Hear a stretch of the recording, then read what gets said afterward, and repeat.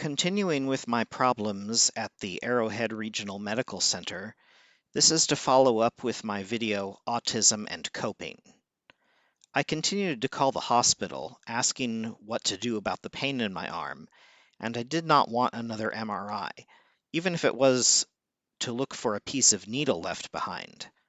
Around this time, my chest pains began to get worse, although that could have been from increased anxiety.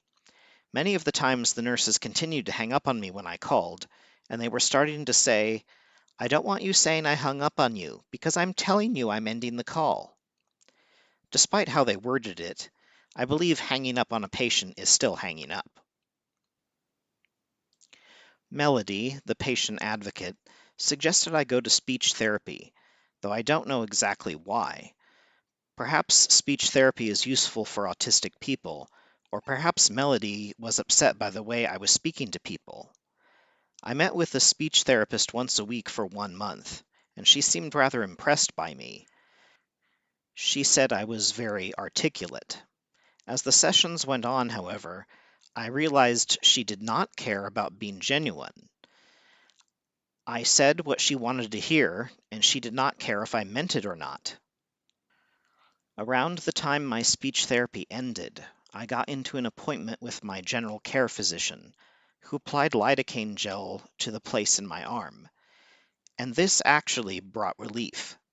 I wondered why something so simple had not been tried before. My physician also wrote me a prescription for lidocaine cream that I could apply twice a day. Although this dulled the pain, it did not stop it completely. I continued to complain to the Arrowhead Regional Center about the pain they caused, especially since they said the MRI was painless, and about how the speech therapy was limited to such a short time, and about the heart pain. After a while, I went to the office of the head of the hospital, but I was never allowed to see him. His secretary, I will call her L, kept trying to tell me that I should take any problems to Melody, the patient advocate. I told her that Melody was one of the people I was complaining about. Eventually, L gave me a complaint form to fill out. I filled it out and gave it back to her, but I did not get a reply. I continued to go into the administration office and complain to L every time I was in this hospital. After a few visits, L told me that if I was having real problems, I should go to the emergency room, just like the nurses told me.